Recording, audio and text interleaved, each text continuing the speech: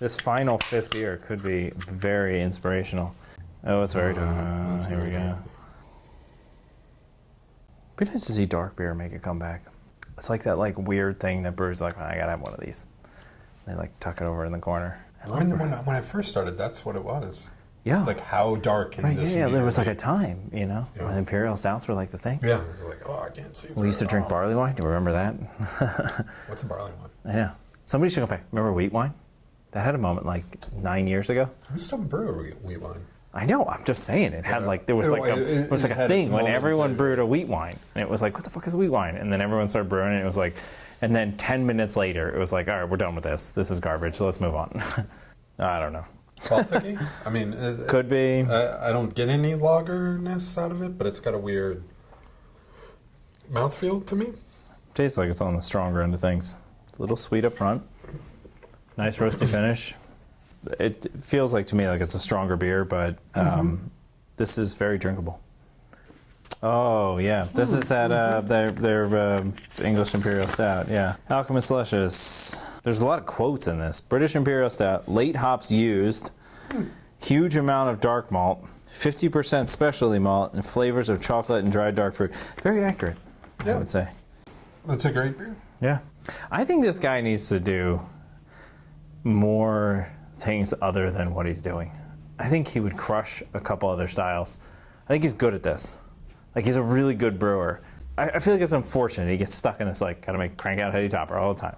I wonder if you sort of set him loose and said, here, do this. You're gonna sell it all, just do this other thing. And I've had a few of those, they're good. It's good stuff, I would say this is probably one of the better Imperial Stouts out there, right? Mm-hmm. And I don't know, it was probably $14 or $15 a 4-pack. But, when you look at single cut on the shelf and you're okay, $24.95 for a 4-pack of cans? Okay, that's getting a little ridiculous. Which either means they've got the best thing going, or we're all being had. Grimm opened their first, their actual brewery, right? Mm-hmm. When they first started, they were contracting at Paper City in Holyoke, and they were doing a tour of the valley with Andrea, right? And so they came up, and the beer we had done was kind of a saison. I think I used the Y yeast, whatever DuPont saison yeast was. It was a mess. The beer was hard. It was a hard beer to get to ferment all the way out. Meeting the couple, and no hello, nice to meet you, thanks for having us. Their first thing they said to me was, I don't think this is really a saison.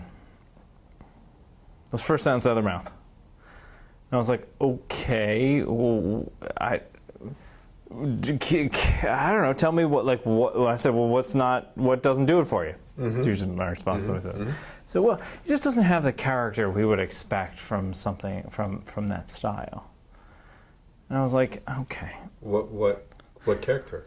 What do you want? Tell me what you want. Did they I honestly don't remember the rest of it because I was probably a couple beers in. But it was one of those things where I was okay, I get it. And then it turned out that they're more design people than they are actual brewers. Yeah, they're cosplay brewers. Yeah. And so it was we're going to do the designs for the labels. We have all these clever ideas, and then it's not so much about the beer as it is on the label. Well, they're making a Paper City. I fucking miss dark beer. Yeah. I want more dark beer. I want more breweries to produce more dark beer. It's good. Most people do a good job. You can hide some fuck-ups in a dark beer. But even if you're not, even if you do a reasonable job executing the thing, it usually comes out tasting That's what I'm saying.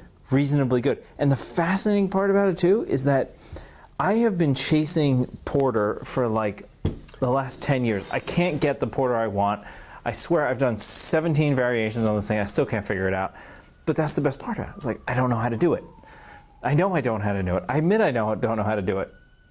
But it's about figuring out what I don't like, what I do like, and just moving parts around the board, I just think there's I feel I look at subtlety in beers more, this is super drinkable to me. For a 9% beer, this is I could kill a can of this and not really think too hard about it.